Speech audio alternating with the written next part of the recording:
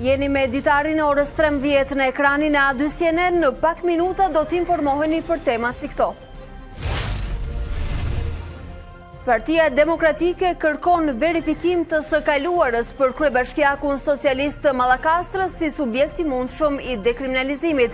Qerimi Ismailej hedh poshtë pretendimet për dobim nga Greqia, reagon sekretari i përgjithshëm demokrat Gazmend Bardhi. Prokuroria e Durrësit ka nisur hetimet me akuzën e vrasjes pas konstatimeve për shkelje të rregullave të sigurisë teknike në godinat e shëmbura nga tërmeti 26 nëntorit. A2 CNN siguron një kopje të analizave laboratorike. Kryeministri Edi Rama merr nesër në emër të Shqipërisë kryesimin e OSB-s, por në Tiranë opozita e sheh me dyshim drejtimin e organizatës që ka në themel liritë themelore të njeriut, mes tyre lirim për të zgjedhur dhe për të shprehur. Zonja dhe zotri, ju përshëndes sërish, ritakohemi në këtë transmetim të drejt për drejt. Në Ditari në orës 13 do të merrni raportime për mbledhje informative dhe biseda në studio për të gjitha zhvillimet nga aktualiteti i minutave të fundit si këto. Vetvendosje nuk i përgjigjet afatit 48 orësh të Hashim Thaçit, emri Albin Kurtit do të shkojë në presidencë ditët në vijim, ndërsa kanë rifilluar negociatat për marrëveshje me LDK-n. Irani nis operacionin Sulejmani Martir dhe godet 2 baza amerikane në Irak, mbi 20 raketa të lëshuara, por ende nuk ka të dhëna zyrtare mbi bilancin e këtij sulmi. Inter i fiton garën me Napolin për marrashkumbullën, gjigantët italian janë në fazat finale të akordit me talentin kuqezi me transferimin që pritet të realizohet në fund të sezonit.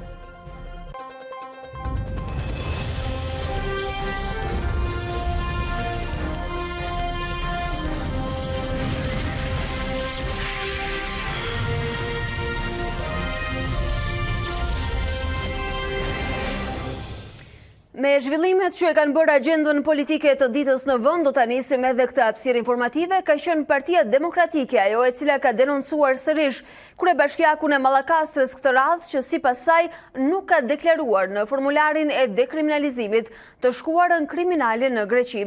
Sekretari i përgjithshëm i PD-s Gazmend Bardhi i ka kërkuar zyrtarisht prokurorisë të verifikojë rastin, ndërsa vetë kryebashkiaku Qerimi Ismailej ka hedhur poshtë pretendimet.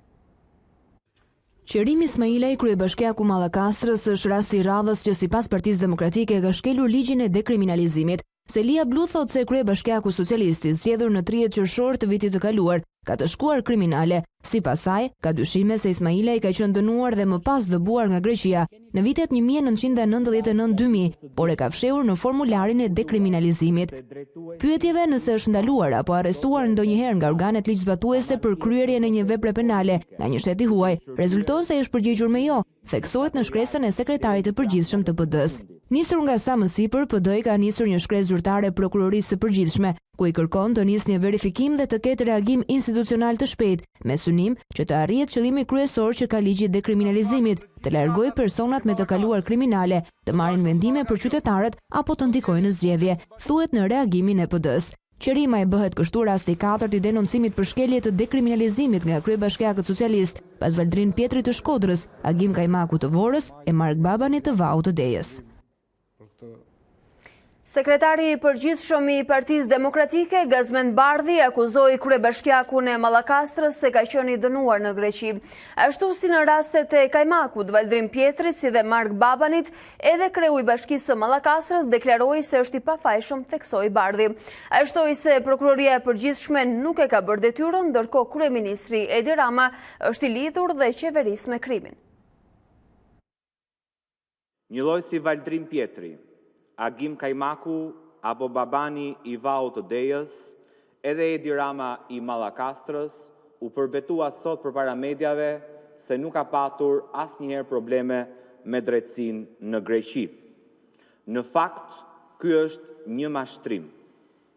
Ai, një lloj si Edi Rama, e din mirë se ka të shkuar kriminale dhe se është i dënuar në shtetin grek. Ajo që ka vërejtur Partia Demokratike gjatë gjithë kësaj kohe, ka qenë një sorollatje e pa justifikuar e procedurave të verifikimit nga ana e prokurisë së përgjithshme. Për asnjë nga rastet nuk rezulton të jetë zbatuar ligji antimafia dhe kriminalët e Edi Ramës, kriminalët që Edi Rama tentoi t'i fuste në politik, sot gëzojnë të paprekur pasurinë e vënë nga veprimtaria e tyre kriminale. Kryeministri Edi Rama do t'jetë në 9 janar në Vjenë për të marrë presidencën e radhës së OSBE-s, por në Tiranë opozita e sheh me skepticizëm drejtimin e organizatës që ka në themel zgjedhjet e lirisë të njerëzit, në kushtet kur procesi i fundit u bë pa opozitën dhe ligji i medias u kundërshtua fort edhe nga gazetarët. Në zyrat qendrore të OSBE-s në Vjenë, Edi Ramës i vjen radha të marrë drejtimin e një prej organizatave më të rëndësishme për lirinë dhe demokracinë në botë. Këtë vendnderi do ta gëzojë për një vit kryeministri dhe ministri i jashtëm i një vendi ku problemet me shtetin e së drejtës, me lirinë e fjalës, me zgjedhjet e lira janë tradicionalisht në krizë. Në 9 janar, kryeministri do të prezantojë në krahë sekretarit të përgjithshëm Thomas Greminger prioritetet kryesore të OSBE-s, që fokusohen tek zbatimi i angazhimeve kryesore të organizatës, vazhdimi i dialogut mes vendeve të OSBE-s dhe afirmimi i lirive dhe të drejtave. Por opozita në Shqipëri e sheh me skepticizëm drejtimin një vjeçar nga Tirana të organizatës. Si mundesh të drejtosh presidencën kur ke kaluar një licitacion që është kritikuar nga të gjitha organizatat e mëdha, Këshilli i Evropës, Bashkimi Evropian? Si mundesh të kryesosh presidencën e OSBE-s dhe të flasësh për standardet zgjedhore? A është kjo një nga punët kryesore të OSBE-s? Jemi kthyer në kohën e monizmit. Atëherë ky vend që do shkojë dhe do flasë në emër të këtyre vlerave, vendeve tjera, është në momentin e tij më të keq, çfarë jep një goditje seriozitetit të kësaj organizate. Dhe organizata humb në besueshmëri, në autoritet kur drejtohet nga një vend i cili është në një krizë të thellë. Kjo vjen në një moment shumë të keq për vendin, kur ne kemi një cënim të rënd të demokracisë funksionale, kemi cënim të rënd të atyre parimeve për cilën është krijuar OSBE-ja dhe në mbrojtje të cilëve ajo qëndron sot e kësaj dite, që janë, edhe një herë po e përmend, janë liria e shprehjes dhe fjalës dhe shtypit dhe organizimi i zgjedhjeve gjithëpërfshirëse pluraliste demokratike. Qalon rënd sepse Shqipëria nuk i ka këto vlera për t'i shpalosur dhe Ish-ministrat e jashtëm i sugjerojnë mazhorancës të shfrytëzojë këtë shans për të rivendosur dialogun politik në Shqipëri. Të zgjidhet kriza e rënd, të zgjidhet problemi i zgjedhjeve, problemi i mungesës kontrollit. Sot kemi një person që kontrollon çdo pushtet. Promovimin e demokracisë funksionale fillon nga vetja. Në radhë parë duke kërkuar që pikërisht të organizojë sa më parë zgjedhje të lira, të drejta, gjithëpërfshirëse. Por sa do të shërbejë udhëtimi drejt Vjenës dhe sa do të ndikojë atmosfera e zyrave qendrore të OSBE-s tek kryeministri shqiptar? Viti 2020 tërheq pas një krizë të fortë politike dhe institucionale, çka e bën të vështirë parashikimet.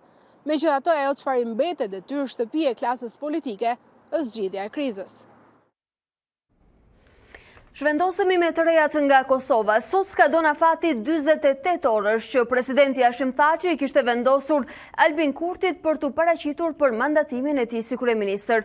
Por në Kosovë, fituesi i zgjedhjeve ende nuk ka një marrëveshje me lidhjen demokratike të Kosovës, të cilët rezultati i zgjedhjeve i ndahu me vetëm një mandat deputeti.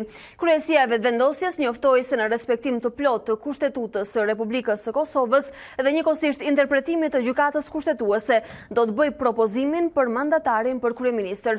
Këtë propozim do t'ja dërgoj me shkresë zyrtare presidentit të Republikës në ditët në vijim. Pas këtij momenti, vetëvendosje pret mandatimin e Kurtit nga ana e presidentit, ndërkohë vetëvendosje ka pohuar rifillimin e bisedimeve me drejtuesit e partisë së Isa Mustafës në përpjekje për arritjen e marrëveshjes për bashkëqeverisje. Në këtë diskutim do të mbetemi edhe sot në studion e Ditari, do t'jemi me zotin Bojken Abazi nga Qendra e Lëvizjes Vetëvendosje në Tiranë, mirë se vini, dhe zoti Ben Andoni, analist. Mirë se vini dhe faleminderit që jeni sot këtu.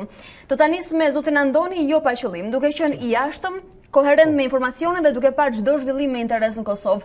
Shumë takime, hermetik për informacionet të dyja palët, por asnjë marrëveshje, ndërkohë që thuhet se negociatat do të rifillojnë, por asnjë rezultat s'kemi parë. Ju si e keni parë situatën në Kosovë?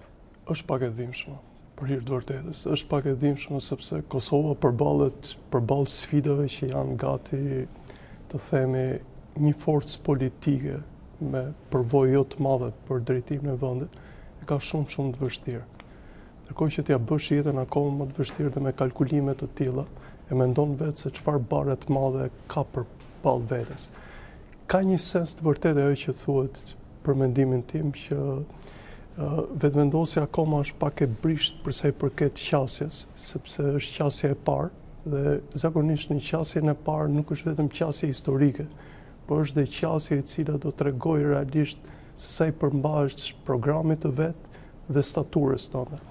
Ndërkohë nuk është e mirë për mendimin tim që të manovrohet me këto kleçkat e vogla të Kushtetutës Kosovës dhe me gjërat e tjera për ta shtyr afatin sa më shumë. Zoti Antoni, më përmendet kalkulimet. Kur flasim për rastin e vetëvendosjes dhe një koalicioni të mundshëm, pengesë janë kalkulimet apo parimet mes dy forcave politike? Nuk është më pjesë parimesh, besoj. Nuk është më pjesë parimesh sepse vetëvendosja është shumë e qartë në rrugën e vet, e qartë është edhe LDK-ja, por kur them kalkulime është që realisht të gjithë në Kosovë duan t'ja bëjnë jetën të vështirë vetëvendosjes.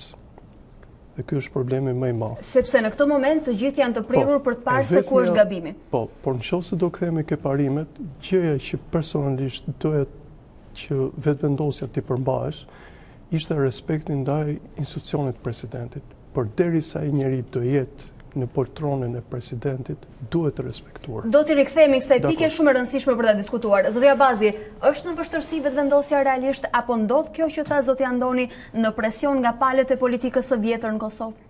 Ne nuk e kemi të lehtë, asnjëherë nuk kemi pretenduar që kjo do jetë një proces që do vi menjëherë duke sjellë ndryshimin në Kosovë, por mbesoni të tjerët e kanë shumë më të vështirë për të na vështirësuar arritjen e një qeverie të re. Por a jeni të vetëm se presupozohet që duhet kishit në krah lidhjen demokratike të Kosovës? Po, kanë rinisur bisedimet, është mbajtur një takim dje, po mbajtur një takim tjetër sot. Shpresojmë të shpeshtojmë takimet edhe që ato të jenë rezultative. Po dua të shpjegoj se u përmend pak më herët që s'ka pasur rezultate dhe s'ka qenë proces transparent. A qëndron?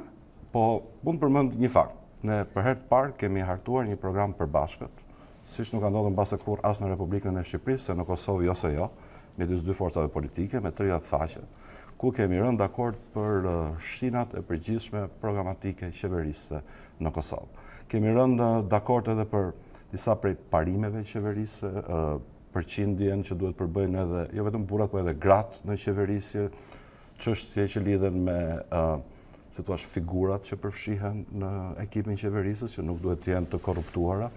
Kemi bërë disa hapa përpara. Nuk jemi aty ku do kishim dashur, sigurisht edhe ne do kishim dashur tashmë të ishte krijuar qeveria. Ama nuk jemi as në një moment dëshpërimi.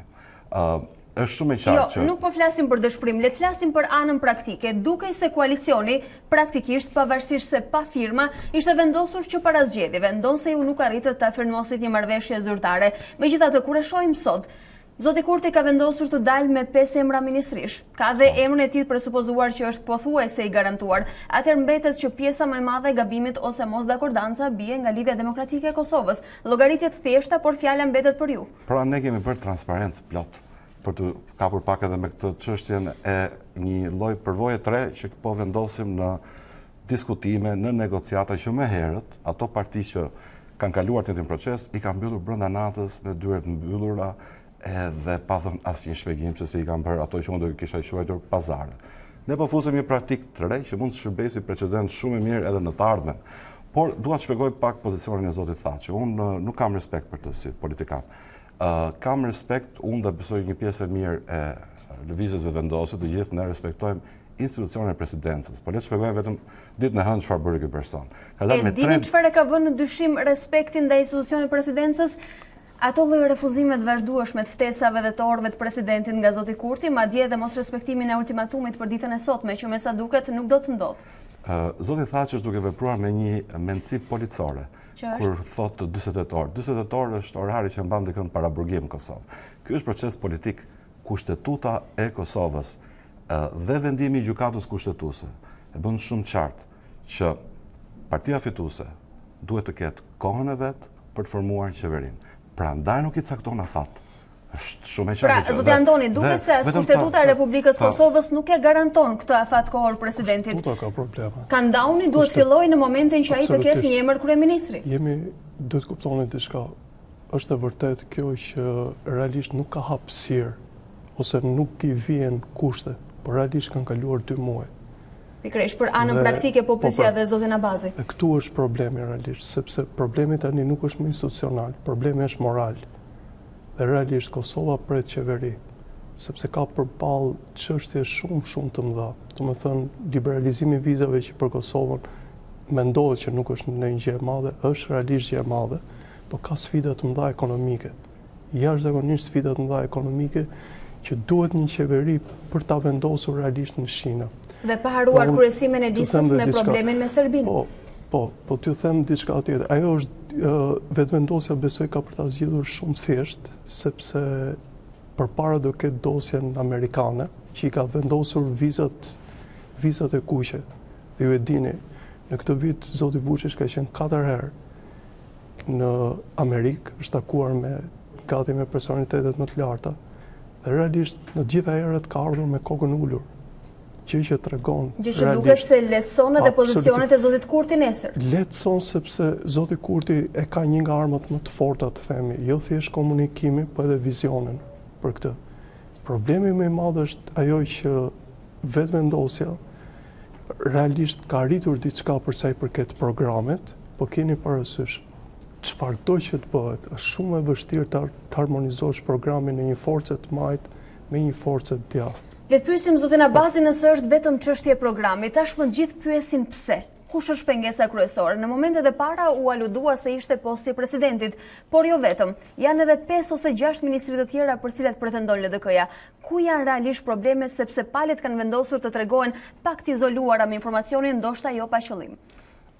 Ne kemi bërë publike mënyrën se si kanë vajtur negociatat, kur gjithë lëshimet që kemi bërë LDK-s në kërkesat e tyre, na janë refuzuar njëra pas tjetrës. Po, por gjë e njëjtë nuk e ka bërë Lidhja Demokratike e Kosovës. Dhe ky është vendimi i tyre, s'mund të ndërhyj aty. Ama dua të shpjegoj që Kosova nuk ka nevojë për qeveri. Kosova ka nevojë për qeverisje të mirë. Kosova e ka një qeveri, e cila ka qenë e tmerrshme sa i përket korrupsionit, sa i përket humbjeve të njojave ndërkombëtare që ka pasur pavarësia e Kosovës, mos përfshirjes, mos antarësimit në disa organizata prestigjioze ndërkombëtare. Pra nëse ishte puna thjesht për qeveri, Kosova ka pasur një qeveri dhe qytetarët nuk kanë votuar në 6 shtator masivisht siç kanë bërë për vizën vetëvendosje dhe LDK-n, që të ketë thjesht një tjetër qeveri. Kanë votuar një ndryshim madhor. Nëse nuk gaboj, po e referoheni mundësisë së një qeverisje me kualitet, me kredibilitet, edhe ndryshe, me hapa të tjerë. Por a mund të jetë e tillë nëse vonesa është kaq e madhe për dakordancën në parim, për ndarjen e posteve, ministrive? Njerëzve nuk ju interesojnë edhe aq shumë emrat me cilët do të prezantohen ju, sa ju intereson një koalicion kredibiliteti, që do të bënte ndryshimin siç keni premtuar. Unë dua të shpjegoj që nuk duhet matur pulsi opinionit publik nga studiet televizive. Nga tereni, po edhe nga sondazhet, entuziazmi për lëvizjen vetëvendosje është rritur në nxjerrjen të dyfishuar në për sondazhe. Duhet të kuptojmë që njerëzit e kanë pasur të qartë që kur kanë votuar në 6 shtator, kanë dashur të realizojnë një ndryshim madh, të bëjnë shtirimin e shtetit. E tani që ta çlirosh shtetin, ka nevojë të ta projektosh pak këtë gjë, të ndërtosh themelet sigurta. A do arrestin të përmbushni pritshmëritë e njerëzve që duken të mëdha, se entuziazmi nuk e vum dyshim? Unë jam pozitiv. Plani ynë A është formimi i qeverisë me LDK-n. Nëse ata do vazhdojnë të refuzojnë, ne jemi të gatshëm edhe për kompromise të tjera, po nëse do vazhdojnë të refuzojnë, do shkojnë te plani B që janë zgjedhjet e tjera të parakoshme. Kush janë kompromiset tjera? Ata duhet t'i bëjnë të qarta sepse është një situatë pak e çuditshme. Nuk po e bëjnë të qartë në për takime se çfarë kërkojnë. Duhet na thonë çfarë dëshirojnë. Pra, jo vetëm se nuk ka informacion në publik, nuk janë të qarta as me palën tuaj. Është pak situatë e çuditshme. Por unë jam skenari më i mundshëm. Vendosja thotë se është pozitive, negociatat po rifillojnë, megjithatë tashmë ka filluar qarkulloj edhe alternativa e një qeverie të mundshme teknike. Ju t'ju them diçka, bie pak kredibiliteti asaj. Të themi moralit lartë, sepse vetëvendosja është vetëm një forcë që nuk është përfaqësuar dhe ka të drejtë luajë me parimet. Por çfarëdo që të bëj, thjesht aleanca që po bën me LDK-n, normalisht të vendosë në gjëra të tjera. Dhe mbi të gjitha lëshimi që kanë bërë për portofolin e ministrit brendshëm, që është një ministri potenciale, tregon që dhe LDK dhe vetëvendosja ka filluar të lëshojë shumë. Ka filluar të lëshojë sepse ka një formacion politik që në një farë mënyrë përfaqëson identitetin politik të Kosovës me ato oscilacionet e jashtëzakonshme. Dhe realisht vetëvendosja, luftën e parë që po bën është lufta me LDK-n. Mënyrën se si do dalin nga kjo luftë do përcaktoj shumë nga identiteti saj për rrugën në vazhdim. Dhe do t'ju them diçka, në orët e fundit, LDK-ja nuk është mjaftuar me kaq, po për shkak të zgjedhjes së Glaukut në krye të kuvendit, si kryetar kuvendit, e kanë rritur stekën tash i kërkojnë 6 ministri. Dhe ky është problemi shumë i madh. Prandaj shkoj pyesja edhe zotin Abazi, ata janë të qartë për kërkesat që kanë aktualisht, por a ka diçka përtej kësaj që e bën të pamundur marrëveshjen e koalicionit? Si shpjegim, nuk po ka një çka me shkrim për tyre, për të kuptuar çfarë kërkojnë deri në fund, e para. E dyta, po ka deklarata kundërthënëse, dy përfaqësues tyre dje kanë dalë kanë thënë qeveria mund të formohet edhe pa lëvizjen vetëvendosje. Zoti Abazi, kjo është e vërtetë, sepse nga burimet media së Kosovës kemi informacion se janë 7 figura të rëndësishme edhe të kryesisë Lidhjes Demokratike të Kosovës që janë plotësisht kundër çdo marrëveshje me vetëvendosjen, edhe në këtë moment decisiv. Mund të jenë, por unë besoj që LDK-ja si subjekt politik duhet të tentojë të ketë një përpjekje të sinqertë të qëndrojë besnik vullnetit qytetarëve. Kanë thënë para zgjedhjeve dhe më njëherë pas zgjedhjeve që kanë synim të vetëm formimin e një qeverisje me lëvizjen vetëvendosje. Zoti Andoni, ne kemi diskutuar edhe para zgjedhjeve për imazhin e LDK-s dhe kredibilitetin që ka mundësinë e bashkëpunimit. Ka një problem shumë të madh ke LDK-ja që ta keni parasysh. LDK-ja është përfaqësuar me imazhin e vjosës dhe publiku është mbajtur me imazhin e vjosës. Ndërkohë që ata kaluan me njëherë dhe u kthyen të themi në pozicionin e kameleonit dhe u kthyen në pozicionin e vjetër, domethënë në pozicionin e zotit Isa Mustafa. Një skenar që e kishim parashikuar edhe nga kjo studio. Absolutisht e kishim parashikuar, por duhet t'ju them diçka, vetëvendosja duhet të ishte pak më e kujdesshme, sepse kuptohet që vjosa ka qenë thjesht karem dhe të paktën nga diskutimet e zonjës dhe nga prononcimet e saj dhe nga intervistat ka treguar që nuk është larg këtij lloj qëndrimi të LDK-s. A besoni se vetëvendosja besoi në transparencën e kandidaturës së Vjosës Osmanit? Vetëvendosjes i ka ardhur koha për të drejtuar në Kosovë dhe i duhet të drejtojë me të gjitha mënyrat. Sado që kuptohet zotëritë e vetëvendosjes, i duhet që të paraqesin pjesën e moralit e kështu, por brenda është dhe pjesa e Machiavellit. Ata duhet të jenë në pushtet sepse Kosova i kërkon, por nga ana tjetër vetë si forcë nuk mund të rish përjetësisht në opozitë. Prandaj duhet kuptuar vetëvendosja në gjithë lëvizjet që bën. Problemi vetëm është në këtë moment që publiku i cili e adhuron nga larg vetëvendosjen, po dhe që e kërkon një forcë të re, nuk ka nevojë më të shikojë moralin, po ka nevojë të shikojë pragmatizmin e vetëvendosjes. Pikërisht, anën praktike për cilën po flisnim. Realisht, prandaj ju kthyem institucionit të presidentit. Kjo lloj sjellje vështirë me presidentin, në një farë mënyrë duhet kishte një lloj regjistri tjetër për treguar që vetëvendosja është realisht forca që do të drejtojë këtë vend. Një regjistër që mund të imponohej nga vetëvendosja, po më thoni? Mund të vetëm bëj një shpjegim. Patjetër. 3 deklarata kundër, prandaj unë them, e kam vështirë kam respekt për atë person. 3 deklarata kundërthënëse brenda ditës. Në takim me 6 të tjerë të pranishëm me Albin Kurtin, thotë është e kuptueshme që forca e parë politike ka nevojë për kohë për të krijuar qeverinë dhe janë 6 dëshmitar për të. Pas takimit, në mënyrë beft, nxjerr një deklaratë thotë vend të afatin policor 48 orë para burgimit, se kështu është mësuar në territorin e. Që vetëvendosja ka mohuar të jetë thënë gjatë takimit? Po, dhe edhe dëshmitarët e tjerë që ishin në ekip të Hashim Thaçit nuk e kanë kundërshtuar atë që ne kemi thënë.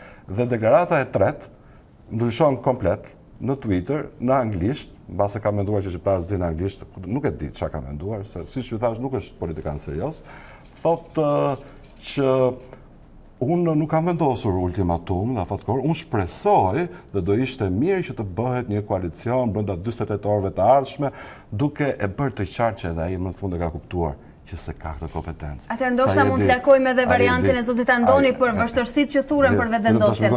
Nëse ai e çon deri në fund ne e çojmë gjykatë kushtetuese dhe ai rrezohet si president. Megjithatë zvarritet përsëri dhe skena politike mbetet befasisht kjo që është aktualisht në detyrë. Zoti Andoni, nga ana tjetër këto lloj bifurkacione që dalin nga lidhja demokratike e Kosovës, qëndrime kontradiktore, qëndrime të ndryshme nga njëjti subjekt, a do thotë se janë dy klasa dhe nuk dihet se cila dominon për t'u thequr dhe për dhënë vendime? Nëse keni fjalën brenda lëvizjes demokratike, ka shumë rryma. Domethënë njerëzit në Kosovë mund t'ja shpjegojnë shumë mirë, madje edhe ju që e ndiqni shumë tepër Kosovën, të paktën janë 3 rryma mbizotruese, por kam përshtypjen janë dhe rryma tjera brenda. Dhe problemi më i madh është me çfarë shikohet dhe të jemi realist. Në atë parti ka filluar ankthi për zëvendësuesin e zotit Isa Mustafa. Dhe forca e zotit Isa Mustafa për ta mbajtur me çdo kusht partinë dhe për treguar deri ku mund të arrijë, është pak vetanake. Në parim nuk do t'ishte preferenca ose mundësia potenciale më e mirë zonja Osmani? Absolutisht.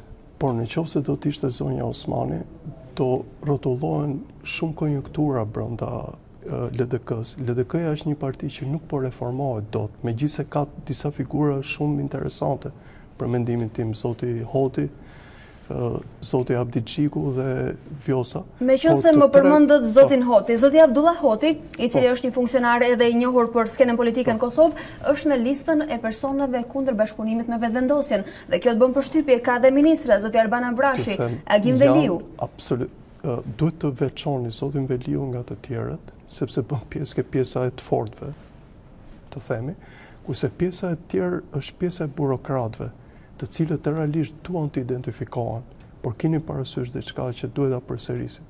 LDK-ja arriti deri këtu ku arriti, thjesht për imazhit të Vjosës, që u munduan ta përcjellin në të gjithë strukturat për treguar partia LDK-ja e të ardhmes është LDK-ja e Vjosës.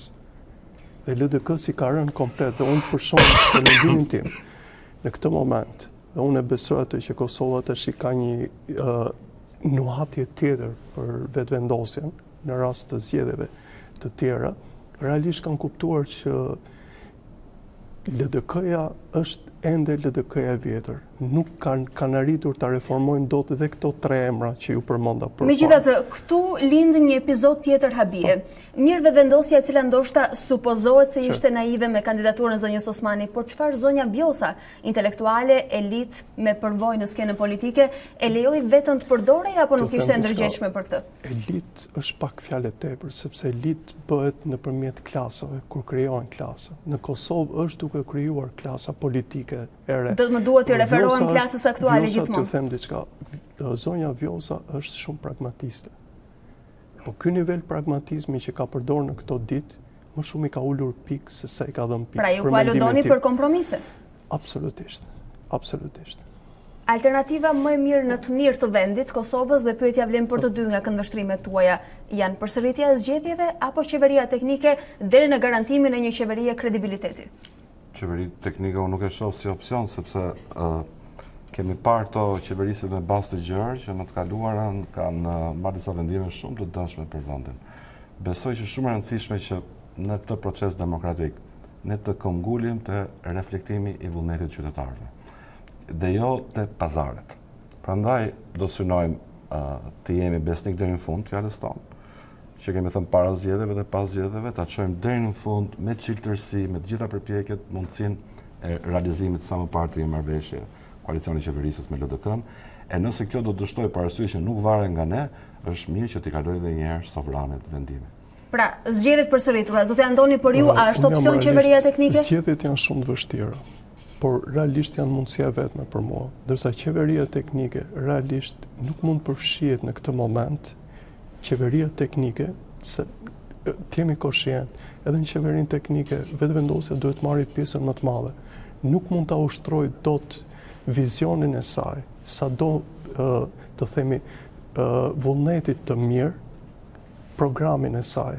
Dhe realisht për mua duhet shkuar në zgjedhje të tjera, sepse dhe njerëzit po shikojnë realisht që vetëvendosja ka nevojë jo për këtë gepin e vogël me LDK-n, po për një hapësirë shumë më të madhe për të vendosur pikat mbi dhe pastaj gjërat marrin drejtimin e duhur. Kam dhe një pyetje të fundit. Ju e nisët me idenë se vështirësitë për vetëvendosje janë të mëdha, por a keni një ide se si mund ta kapërcej këtë barikadë vetëvendosja? Kjo është vetëvendosja ka menduar që më përpara. Për shembull, për mendimin tim, kooptimi i shumë njerëzve dhe kooptimi i njerëzve profesionistë në fusha të ndryshme realisht ka bërë para njerëzve atë dallimin që vetëvendosja më përpara bënte me gjuhën e forcës. Ardha e këtyre njerëzve ka treguar që këta kanë një lloj asistence edhe për fusha ndryshme, megjithse nga burimet LDK-s kam dëgjuar që vetëvendosja ishte fare pa qartë për planet ekonomike. Gjithsesi, emrat që ka marrë, që ka kooptuar, unë besoj që do japin një vizion të ri vetëvendosjes, nga vetëvendosja e luftës në vetëvendosjen e realisht burokrate dhe teknokrate që i duhet Kosovës, në sensin pozitiv. Shpjegoj vetëm diçka. Për fund, zotja Bazi, po. Çështja kryesore tek e cilën ne kemi këmbgulur ka qenë banka zhvillimore edhe fondi sovran, që bëjnë orientimin dhe hedhin shinat e zhvillimit ekonomik Kosovës. Plani ka qenë jo vetëm i shkruar me një program qartë që LDK-ja s'ka pasur as program me shkrim. Kur kritikat vinë nga kundërshtarët, është e kuptueshme në një garë, pavarësisht se mund të jenë pjesë e koalicionit. Ne kemi me shkrim. Premtimet tona, zbërthimin programor, edhe i kemi bërë publike të gjitha. Kështu që besoj i takon publiku ta gjykojë. Ekipi ekspertëve ka qenë aty dhe është prezantuar në fushat. Infrastruktura që mendon vetëvendosja për të ardhur është pak e pamundur, sepse nuk është koha kur idealistët kthehen në administrata. Që ne historinë kombëtare është që idealistët e administratës osmane dikur u kthyen për të bërë Shqipërinë. Kurse këta idealistë që Kosova ka njerëz, nuk mund të lëri për shembull rroga të jashtëzakonshme për ta bërë këtë. Të presim një herë nëse vetëvendosja dhe LDK-ja po arrin të kthehen aty për ta bërë Kosovën. Kemi lënë rroga për ta bërë këtë. Ka nevojë për idealizëm, se ndryshe nuk bëhet as Kosova, as Shqipëria, as kombëtare. Edhe kjo është një thirrje. Faleminderit shumë që ishit sot këtu.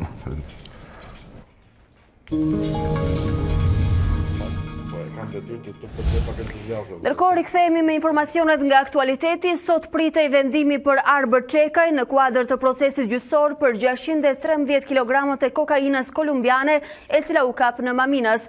Por vendimi është shtyr përsëri. Arsyet ne i shpjegon më në detaj Armand Bajrami në një komunikim nga SPAK, i cili e ka ndjekur edhe seancën e sotme, e cila nuk ka arritur të zhvillohet. Armand, mirëserdhe. Alba ka marrë një rrjedhë tjetër në fakt procesi i nisur fillimisht nga gjykata për krimet e rënda dhe tashmë dosje e kaluar në duart e gjykatës së posaçme kundër korrupsionit dhe krimit të organizuar në ngarkim të Arbër Çekajt dhe dy të bashkëpandehërëve të tij, të akuzuar për trafikimin e 613 kg kokainë kolumbiane në Shqipëri. Ditën e sotme, përmes avokatit të tij, Arbër Çekaj kërkoi përjashtimin e prokurorit të çështjes Edvin Kondili me pretendimin se prej tij janë shkelur rregullat procedurale dhe se nuk mund të vazhdonte gjykimi me këtë prokuror në sallën e gjyqit. Në fakt, pastaj është përcjell seanca me një debat mes vetë pandehurit Çekaj, të pranishëm sallën e gjyqit, dhe prokurorit Edvin Kondili, ku Arbër Çekaj nga kafazi i qelqt i sallës së gjyqit pretendoi se prokurori kishte manipuluar provat dhe se çështjen prokurori e kishte personale me të pandehurin. Unë e di pse jam proceduar, tha Arbër Çekaj, prej faktit se jam nga Tropoja dhe prej faktit se prokurorit nuk i pëlqen mbiemri im i mëparshëm, mbiemri Kuliçaj. Nuk e di, tha Arbër Çekaj, se çfarë problemi ka prokurori me familjen Kuliçaj, por unë, tha ai, ndryshe nga prokurori, i cili sipas Çekajt ka përhapur lajme në media se Arbër Çekaj ka bashkëpunuar me drejtësinë duke nxjerrë dhe emra bashkëpunëtorësh dhe duke vënë në rrezik familjarët e Çekajt, paktën siç pretendoi pandehuri. Unë, tha Çekaj, nuk do doja në asnjë moment të vendosja në rrezik familjarët e prokurorit apo edhe vetë të cënoja fizikisht prokurorin. Por gjithsesi ai këmbguli se nuk mund të vazhdonte gjykimin me prokurorin Edvin Kondili në SPAK, pasi sipas çekajt unë nuk e di thaj se sa prokuror ka SPAK, po edhe nëse nuk gjendet një prokuror në SPAK për të marrë në dorë çështjen time, atëherë vazhdoj me ironi çekaj, le të veprohet si në Champions League dhe le të merret një prokuror nga Serbia, tha ai duke vazhduar me ironi për shkak të marrëdhënieve të mira që ne kemi së fundmi me të. Duke këmbgulur pra në largimin e prokurorit nga dosja e tij, replika ka vazhduar nga prokurori i cili fjalët e çekajt i tingëlluan si kërcënuese. Prokurori pretendoi para gjykatës se kërkesa ishte e pabazuar në ligj dhe se duhet të rrëzohej, ndërkohë që duke ju drejtuar të pandehurit, prokurori Edvin Kondili i tha që nuk më trembin kërcënimet e tua dhe po ashtu nuk t'i këshilloj ato. Gjithsesi, kjo kërkesë e bërë edhe nga mbrojtësi Arbër Çekajt, por edhe nga vetë Çekaj u refuzua nga gjykata si e pa mbështetur në provë dhe në ligj. U vijua ky proces me një tjetër kërkesë në fakt, u pasua kjo kërkesë e refuzuar nga gjykata, u vijua me një kërkesë tjetër nga Arbër Çekaj dhe dy të bashkëpandehurit e tij, ku kërkua lirimin nga qelia, duke me të njëjtën linjë arsyetimi, avokatët e tretë pandehurve pretenduan se nga data 19 dhjetor, kur me shkrirjen e gjykatës për krimet e rënda dhe me ngritjen e gjykatës së posaçme kundër korrupsionit dhe krimit të organizuar, brenda 10 ditëve referuar ligjeve në fuqi, duhet të ishte bërë një rivlerësim i masës së sigurisë, arrest në burg në të cilën po gjykohen tretë pandehurit e çështjes. Dhe sipas avokatëve, derisa nuk është bërë një rivlerësim i masës sigurisë brenda këtyre 10 ditëve, masa sigurisë ka rënë dhe si e tillë duhet të deklarohet e shuar nga gjykata, çka do të pasonte me lirimin nga qelia të pandehurve. Edhe pse u tërhoq për gati 30 minuta në dhomën e këshillimit, gjykata vendosi rrëzimin edhe të kësaj kërkese të dytë, duke pretenduar atë të pambështetur në prova dhe në ligj, ndërkohë që seanca nuk vijoi më tej për shkak se nuk ishin përgatitur mbrojtjet nga ana e tretë pandehurve për të vijuar në datën 23 janar. Pale do të rikthehen në atë sallë në datë 23 janar, Armand, dhe nëse rikujtojmë akuzat të cilat rëndojnë mbi ta, çfarë rrezikon Arbër Çekaj? Referuar pretensës së prokurorisë e lexuar disa javë më parë në vitin e kaluar, prokuroria kërkon deklarimin e fajshëm të tretë pandehurve të kësaj dosje për akuzën e trafikut ndërkombëtar të narkotikëve dhe të grupit të strukturuar kriminal, duke i bërë ata përgjegjës për organizimin dhe trafikimin nga Kolumbia në Shqipëri të sasisë prej 613 kg kokainë, e cila u diktua në portin e Durrësit, por gjetja e saj u bë në kontenerin të një kontenier me banane që vinte nga Kolumbia dhe gjetja e drogës u bë pastaj nxjerrja e saj nga konteneri u bë në ambientet e Arby Garden në zonën e Maminasit. Për këto akuza, duke i pretenduar të provuara fajësinë e tretë pandehurve, prokurori Edvin Kondili kërkoi deklarimin e fajshëm të Arbër Çekajt dhe dënimin e tij me 14 vite burg, ndërkohë që për dy të pandehurit e tjerë, për Armando Pezakun, menaxheri i kompanisë Arby Garden, u kërkua një dënim me 10 vjet e 8 muaj burg, ndërsa për shoferin e trailerit që bëri transportimin e kontenerit kokainës nga porti i Durrësit deri në magazinat e Arby Garden në zonën e Maminasit, u kërkua një dënim prej 8 vjet e 8 muaj. Kujtoj që masat e dënimit ishin më të rënda se kaq, por kjo ishte kërkesa përfundimtare mbas lehtësimit që të pandehurit përfitojnë uljen në 1/3 nga gjykimi i shkurtuar, procedurë të cilës i është nënshtruar ky gjykim. Armand Bajrami, unë të falenderoj për të gjitha detajet që ndave me ne. Ndërkohë, kolegji i posaçëm i apelimit shtyu për në datën 20 janar seancën për antarin e Këshillit të Lartë të Prokurorisë Besnik Cani. Relatoria e seancës njoftoi se në 7 janar Cani ka paraqitur një kërkesë për shtyrjen e seancës për t'i dhënë kohë përgatitjes së avokatit të tij mbrojtës Eduard Halimi. Kam komunikuar me zotin Halimi, ai ndodhej jashtë Shqipërisë për festat dhe kthehet pas datës 9 janar.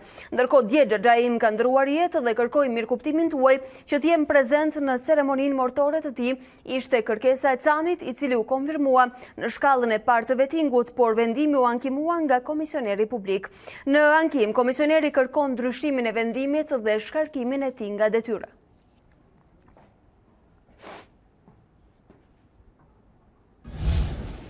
Bashkia e Durrësit dha sqarime mbi paqartësitë e banorëve të strehuar në hotelet e zonës pas tërmetit të 26 nëntorit. Sipas bashkisë, askush nuk do dalë nga hotelet pa ju miratuar më parë bonusi i qeras. Kusht për përfitimin është akt konstatimi teknik i banesës si e pabanueshme dhe dokumenti i pronësisë. Banorët që janë strehuar në hotele pasi banesat e tyre kanë rezultuar të pabanueshme pas tërmetit të 26 nëntorit, kanë shprehur paqartësi mbi procedurat që do të ndjekin për të përfituar bonusin e qiras që akordohet nga bashkia. Disa ankohen se nuk i ka dalë emri, të tjerë kanë gjetur emrin por nuk i ka kaluar fondi i rimbursimit të qiras, ndërsa të tjerë ankohen se qirat janë rritur shumë dhe nuk e përballojnë dot. Mes këtyre pasigurive të banorëve, A2CNN i ka kërkuar një sqarim bashkisë së Durrësit se si do të veprohet me banorët që janë strehuar në hotele, kush janë procedura deri në daljen e bonusit të qiras dhe kur do të kërkohet që ato të lirojnë ambientet e hoteleve ku janë strehuar. Dy gjërat janë më të rëndësishme, janë radhë parë banesa, pra apartamenti, pallati apo shtëpia të jetë në konstatim e pabanueshme dhe dyta të kenë prapë pronësinë që është në emër të tyre. Dhe këto dy, në momentin që ne arrim të kryqëzojmë këto dy dokumenta, atëherë automatikisht ne e kalojmë për pagesë. Individëve të cilët i del bonusi i qiras, pra miratohet bonusi i qiras dhe i kalojnë lekët në llogari bankare, automatikisht largohen nga hoteli dhe vazhdojnë jetën në shtëpitë me qira. Personat të cilët ndodhen në hotel vazhdojnë në hotel deri në momentin që lekët do i kalojnë në llogarinë e tyre bankare. Nënkryetari i Bashkisë së Durrësit ka komentuar edhe problematikën e rritjes së çmimit të qirave të banesave. Sipas tij, ky fenomen ka prekur kryesisht zonat periferike dhe fshatrat. Problemi më i madh që personat thonë që janë rritur shumë çmimet e qiras, dhe është e vërtetë ndodhet në zonat rurale ose në periferi, ku më parë apo themi në dhjetra ka qenë 100.000 lekë një shtëpi, 1+1 apo 2+1, sot duke marrë vesh 3 paketat e bashkisë, që për 1+1, 1 deri në 3 persona ne japim 200.000 lekë, 4 deri në 5 persona që meritojnë 2+1 japim 250.000 lekë vjetra, ndërsa për personat që janë në certifikat familjare 6+, pra 6 dhe më tepër, ne japim 300.000 lekë. Qytetarët duke marrë vesh se çfarë bonusi qiraje këto marrin, automatikisht kanë rritur çmimet për të arritur pikërisht pra për të përfituar këtë lloj vlere. Trajtimi i banorëve me bonus qiraje do të vijojë deri në rindërtimin e banesave të tyre që janë shembur nga tërmeti i 26 nëntorit. Prokuroria e Durrësit ka në duar analizat laboratorike të materialeve të ndërtimit të 7 pallateve në këtë qytet ku disa persona humbën jetën nga tërmeti i 26 nëntorit. Ndryshe nga Prokuroria e Tiranës, ajo e Durrësit po heton për akuzën e vrasjes. A2CNN ka siguruar një kopje të analizave laboratorike ku dallohet diferenca në standardet e materialeve të ndërtimit nga njëra ndërtesë në tjetrën. Prokuroria e Durrësit ka konstatuar shkelje flagrante të rregullave të sigurisë teknike në godinat e shëmbura nga tërmeti i 26 nëntorit. Prokuroria ka siguruar dokumentin se në godinat e dëmtuara që shkaktuan viktima janë marrë mostra të hekurit dhe të betonit, si dhe janë kryer filmime e fotografime të konstruksionit të këtyre ndërtesave. Sipas saj, analizat laboratorike kanë përfunduar duke nxjerrë në pa faktin se betoni i përdorur nga ndërtuesit ka qenë disa herë më i dobët se cilësia e duhur, lidhur me rezistencën. Probleme janë konstatuar dhe në kolonat mbajtëse të godinave, të cilat nuk kanë patur dimensionet dhe sasinë e duhur të hekurit, çka ka sjellë dëmtimin e tyre nga lëkundjet e tërmetit. Konstatimet janë pjesë e rëndësishme e hetimit dhe pritet që tani të zgjerojë numrin e personave në hetim, duke e mos përjashtuar dhe arrestime të tjera përveç 11 shtetasve të vendosur në pranga deri më tani. Organi akuzës në Durrës ka kërkuar studimet e Institutit të Gjeoshkencës për zonat që janë përcaktuar si me lëkundje dhe sa është zbatuar ky studim në lejet e ndërtimit që është dhënë për pallatet e dëmtuara. Por burimet thonë se shumica e ndërtimeve që kanë psuar dëmtime janë të vjetra dhe të amortizuara. Ndërkohë ka vijuar marrja në pyetje e zyrtarëve të Bashkisë Durrës në lidhje me dokumentacionin dhe procedurat që janë ndjekur nga zyrtarët e këtij institucioni.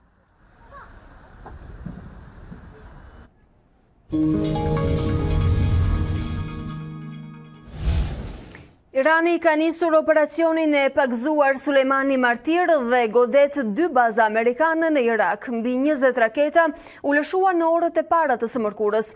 Nuk ka ende shifra të konfirmuara mbi bilancin e viktimave dhe dëmeve të mundshme nga ky sulm. Irani nis të vënë në zbatim zotimin për hakmarrje të ashpër kundër Shteteve të Bashkuara të Amerikës. 22 raketa u lëshuan kundër 2 bazave amerikane në Irak, Al-Assad dhe Irbil, vetëm pak orë pas zvarrimit të generalit Qasem Sulejmani. Në orën 1:30 të mëngjesit, baza Al-Assad u godit nga disa raketa. Baza e tyre e dytë pranë Irbilit u godit gjithashtu në të njëjtën kohë. Sipas raportimeve ka viktima, por jo mes trupave ushtarak. Megjithatë, Washingtoni nuk ka konfirmuar dhe presidenti amerikan Donald Trump tha në një postim në Twitter se dëmet dhe viktimat po vlerësohen. Raketat u lëshuan nga Irani ndaj 2 bazave ushtarake në Irak. Vlerësimi i viktimave dhe dëmeve po bëhet tani. Deri më tani gjithçka është mirë. Ne kemi ushtrinë më të fuqishme dhe të pajisur në botë. Ky është sulmi më i drejtë për drejtë i Iranit ndaj Shteteve të Bashkuara që prej mosymjes ndaj ambasadës amerikane në Teheran në vitin 1979.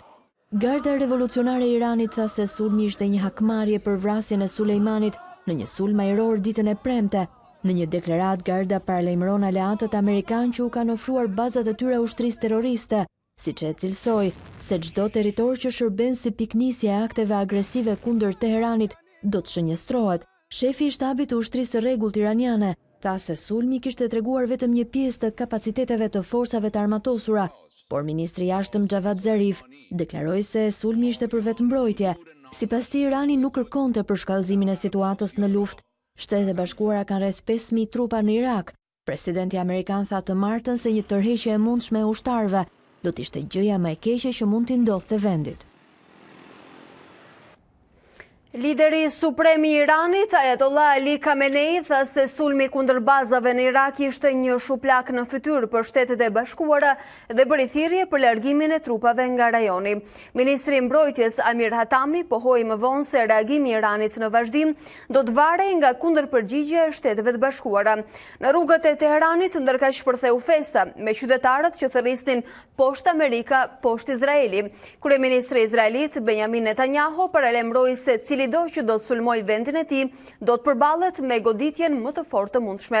Autoritetet në Irak bën me dije se ishin njoftuar për sulmin dhe se Teherani i kishte siguruar se do të shënjestroheshin vetëm pozicionet të trupave amerikane. Bashkimi Evropian kërkoi të jepet fund akteve të dhunës në lindjen e mesme dhe rikthimin e palëve në tryezën e dialogut.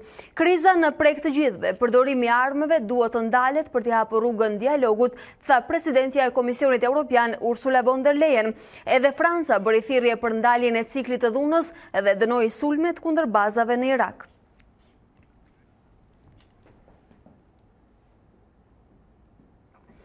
Ndërsa generali amerikan Mike Barbero shpjegoi në studion e emisionit Dita Jon në A2 CNN se rrethanat të cilat quan në vrasjen e generalit Qasem Sulejmani, ndërsa shtoi se presidenti Trump nuk dëshiron luftë. Mëtej generali tregoi edhe rolin e NATO-s në këtë konflikt, ndërsa kryetari i Partisë Republikane Fatmir Mediu shpjegoi influencën e Sulejmanit në përgatitjen e atentateve në Shqipëri.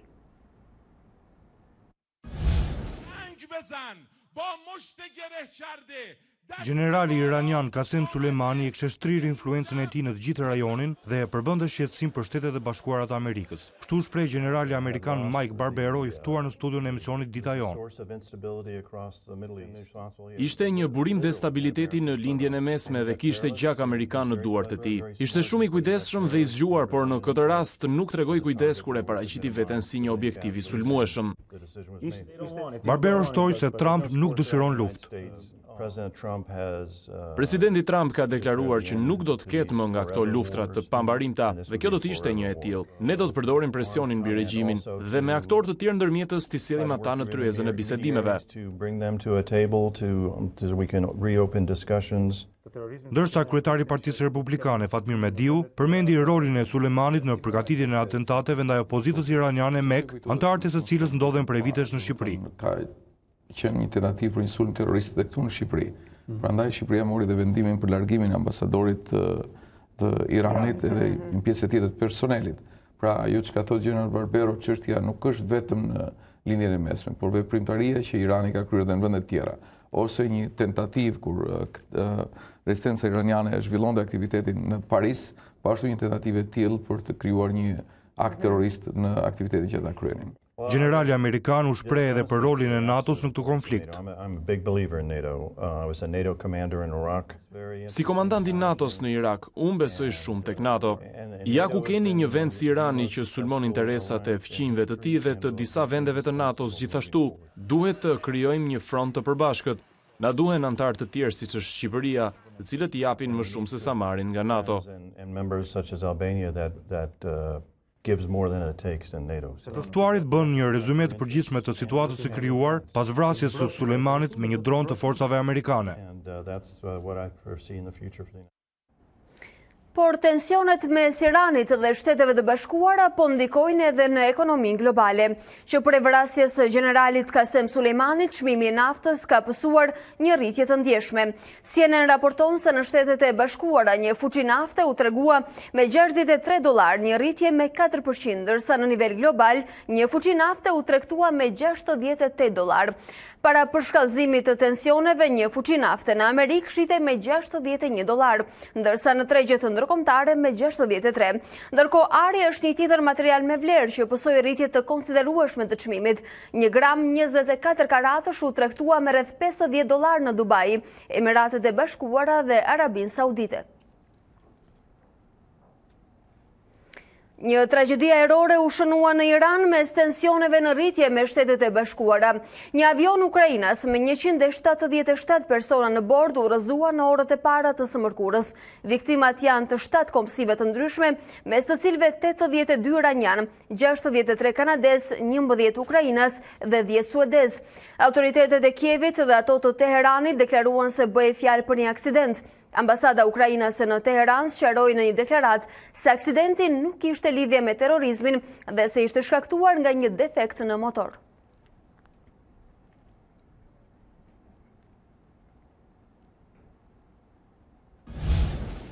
Kemi mbërritur në hapësirën për sport, janë bërë tashmë publike listat me emrat e veteranëve të kombëtarës shqiptare, Italis kampione bote në vitin 2006, Greqis kampione Europe në 2004 apo Turqis që befasoi në botrorin e vitit 2002, të cilët do zbresin në fush në ndeshjen e yjeve të premte në 10 janar. Me të ardhurat e turneut të së premtës që do të shkojnë për bamirësi për të prekurit nga tërmeti i 26 nëntorit të kaluar. Dhe bashkë kemi arritur në fund të kësaj hapësire informative, unë ju falenderoj që na ndoqët, bashkë ndajemi këtu për sot.